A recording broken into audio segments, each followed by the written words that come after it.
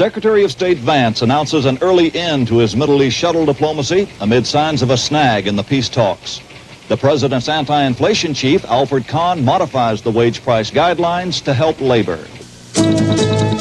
From ABC, this is World News Tonight, with Tom Jarrell in Washington, substituting for vacationing Frank Reynolds. Max Robinson, who is off tonight. Barbara Walters, who is on assignment. Tonight, a comment from Howard K. Smith. And from our desk in London, Peter Jennings. Good evening. Overseas tonight and in Washington, it has once again become clear that compromise in the Middle East is not easy to come by. Ever since the Camp David meetings between Egypt and Israel, the United States has been pushing for compromise on both sides so that some sort of stable, hopefully durable peace might at long last take hold. That's what Secretary of State Vance has been trying for in Jerusalem and in Cairo this week, and today he's run into serious resistance. ABC's Ted Koppel is with the Secretary in Jerusalem.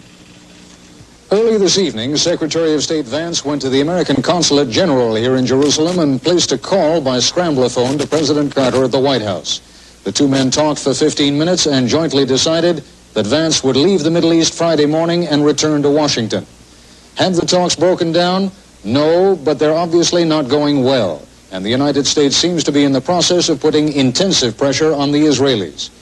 This morning, when Secretary Vance arrived in Israel, his mood was sober but relatively upbeat. We are now in the final stages of the negotiation, and I hope very much that our talks here in Jerusalem will be positive. Thank you.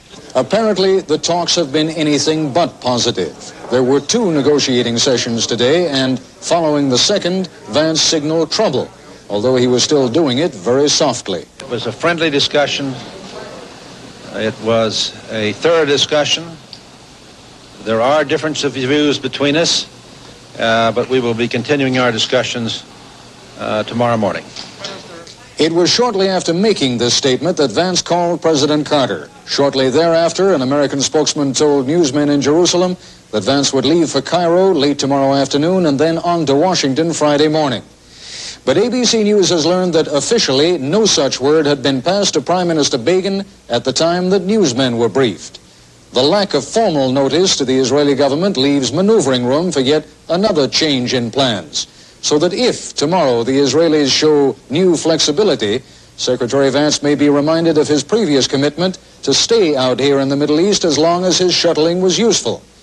Why are the Israelis hanging tough? Here's Tel Aviv Bureau Chief Bill Siemens. What the Israelis heard was a hardening of the Egyptian position.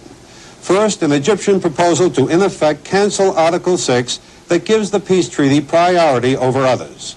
The Israelis say no, because they say Article 6 is the core of the treaty.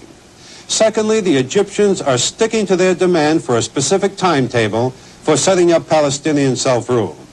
The Israelis call this impossible. And the Egyptians added two other demands: that the treaty be reassessed after a period of years. The Israelis are against reopening the treaty in any form. And most importantly, the Egyptians don't want full diplomatic relations until a self-governing Palestinian Authority is set up. This establishes the linkage opposed by Israel. Tonight, Mr. Begin repeated that Israel stands ready to sign the draft treaty as is immediately. Bill Siemens, ABC News, Jerusalem. This is Doreen Kays in Cairo.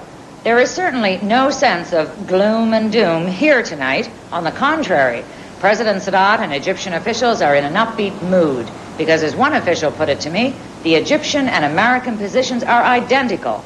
And Sadat, I'm told, is more confident and more optimistic than ever because he feels the Americans are firmly on his side. And so now, as one highly placed source sees it, Israel faces two choices: accept or reject, take it or leave it. Sources close to the peace negotiations have been saying privately for